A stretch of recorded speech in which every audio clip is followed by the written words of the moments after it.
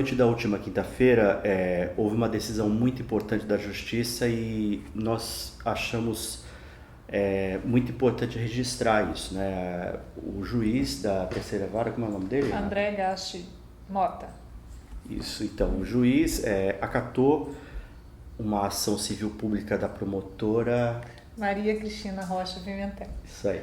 E nessa decisão, o juiz decidiu que as escolas que haviam sido fechadas e também as turmas e os turnos que foram fechados pela SEDU deveriam ser imediatamente reabertos, as vagas disponibilizadas, para que os alunos pudessem efetivarem suas matrículas, ainda antes do carnaval, já que as aulas recomeçam agora, acho que na quinta-feira, né?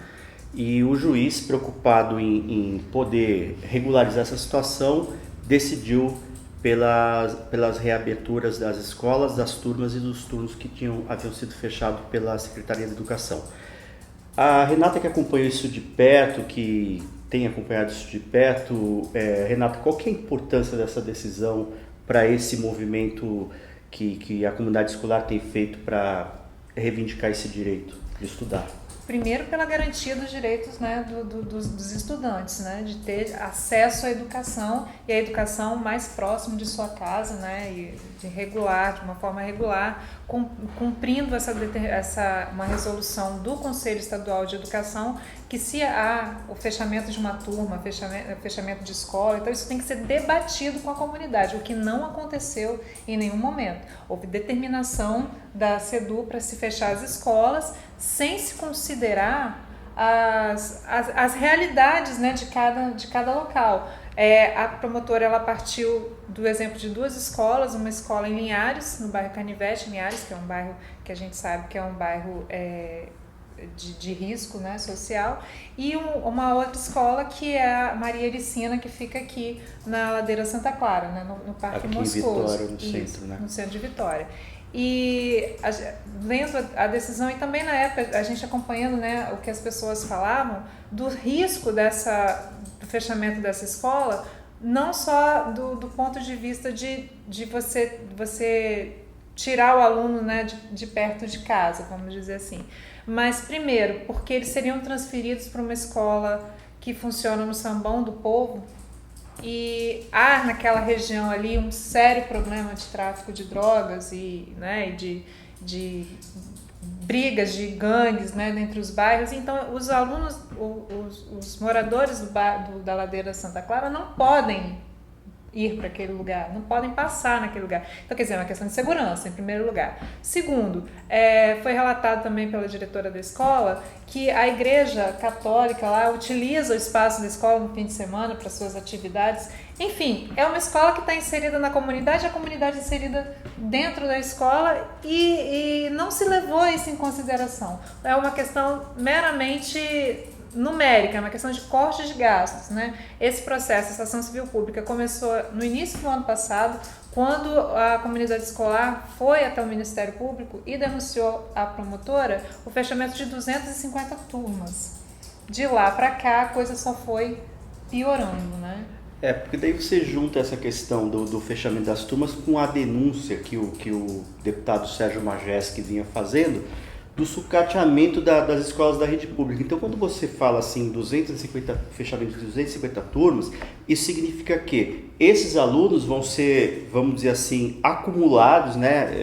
Você vai ter a superlotação, amontoados em outras escolas, que é a questão que aconteceu, que foi também extremamente grave, que foi considerada pela promotora a situação de Muniz Freire, onde a SEDU fechou 3 escolas rurais, porque simplesmente achava que a quantidade de alunos ali na escola era pequena, que esses alunos poderiam ser muito bem remanejados para o centro de Muniz Freire, sem considerar que a estrada fica intransitável em época de chuva, sem falar na distância. O que a Renata estava falando, se um dia aquela escola foi construída ali na zona rural, foi justamente para facilitar a vida de quem vive ali, né? Senão não teria nem sido construída.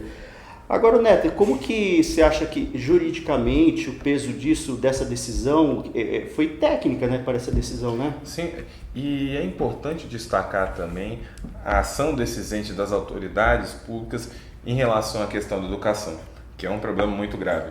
O Escola Viva, a questão da educação vai muito além do Escola Viva, tanto que a gente não está discutindo. Eu acho que a Escola Viva foi a porta de entrada para a discussão de fato da educação. Agora, é fundamental o Ministério Público participar desse debate, e não só desse debate, também propor ações, como neste caso, a Justiça também tem um compromisso de garantir direitos aos estudantes e os seus familiares, porque é uma questão, a questão da educação é muito ampla, e quando você vai mexer nessa questão da comunidade escolar, tinha alguma coisa errada. Lá atrás, quando a gente discutiu bastante aqui no Papo de Repórter a questão do Escola Viva, tinha uma coisa errada, essa falta de diálogo. E agora, essa falta de diálogo, essa intransigência da SEDU, resulta no quê? Resulta em problemas como esse. A aflição, e você olha, a gente acompanha pelas redes sociais, a gente só não vê nos grandes jornais, mas nas redes sociais, na vida das pessoas, essa questão da educação está presente. Então, mais uma vez, tem que se louvar a decisão liminar do juiz, que seja mantida pelo tribunal, que a Procuradoria do Estado não consiga derrubar, que seja sensível a esse tema, porque educação é um tema para lá de urgente e tem que ser prioridade nesse país, né? Porque eu acho importante que a decisão é extremamente técnica, né? Porque eles foram, tanto a promotora que propôs a ação como o juiz que acatou, eu acho que eles estavam preocupados em garantir um direito constitucional, né? Eles viram isso ficou claro, né? Claro, né? As irregularidades são claras, sim, né? E por muito tempo se pensou que o Ministério Público, aí a gente tem que também afirmar isso, que estava sendo leniente em relação à questão da educação aqui. Não está indo. Se esperou, se investigou, se coletou os dados para você chegar com uma ação substanciosa. Essa é uma ação importante. E a gente tem que ficar atento também ao julgamento de mérito, porque essa foi só liminar. Mas todo o transcorrer, porque o Estado vai ter que mostrar por que fechar as turmas. Tem que ter uma medida forte ali para impedir isso. Não se pode pensar em educação da mesma forma que você pensa apenas na questão das finanças públicas. A secretária vem a público falar, nossa, a gente conseguiu economizar, a gente superou a nossa meta de economia. Mas a que custo? Agora, você tinha me falado sobre a questão política, e é até interessante que já me perguntaram assim, mas você é repórter de política, por que você faz matérias sobre educação, né, e tal? A gente tem que lembrar que a educação, ela foi a bandeira de campanha do governador Paulo Artung. E ele vendeu essa ideia do Escola Viva, né, como sendo a salvação da lavoura, e assim, de uma forma até paradoxal, ele acabou trazendo a educação para o debate político, né, no Estado. Ele acabou chamando a atenção da comunidade escolar sobre a importância da escola. A gente viu na ocupação de Colatina e a gente viu nessas manifestações que tiveram em Muniz Freire a participação efetiva de pais, de alunos, né, nesses movimentos. Ou seja, eles chamaram a atenção, essa questão, ela acabou chamando a atenção para a importância da escola, né, nesse contexto familiar e na dinâmica da sociedade ali local. Agora, é interessante que esse movimento ele vem do interior para a cidade. E é interessante que registrar. A gente falava na eleição que quem foi que deu a eleição para Paulo Artung? Foi o interior que decidiu a parada entre Renato Casagrande e Paulo Artung. E é justamente no interior que que o efeito do fechamento de turmas está sendo sentido de forma mais intensa pela comunidade. Quer dizer, não dá para fazer educação olhando só para a planilha. Você não fala, aqui tem 40 alunos, então eu vou fechar aqui. A educação ela tem que observar as necessidades de cada local e as dificuldades também, né, dos alunos e da comunidade ali. E o governador, talvez, né, e o secretário de Educação, talvez não tenham se atentado para o fato de que cada aluno que sai descontente, aliás, são só 40 alunos que estão descontentes. Cada aluno daquele tem pai, tem mãe, tem irmão.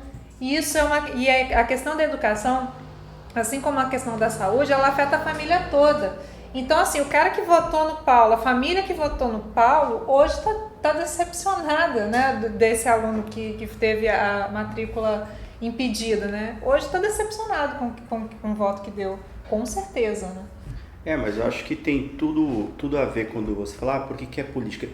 É isso que você falou, e a questão que o Paulo mesmo deu uma carga muito forte ao Escola Viva, né? Ele elegeu o Escola Viva como o principal programa, não só da área de educação, mas talvez essa era a grande cartada para falar, ó, aqui a minha contrapartida na área social. Me cobraram tanto nos 2 outros governos que eu falhei na área social, vamos dizer assim, né? Aqui eu estou dando aqui uma resposta para a sociedade. Que, olha só a grandeza desse programa. Mas né? ele não falou que quem não quisesse aderir ao programa não teria outra opção, né? Que ele ia fechar as outras opções, né? Aí fica mais complicado.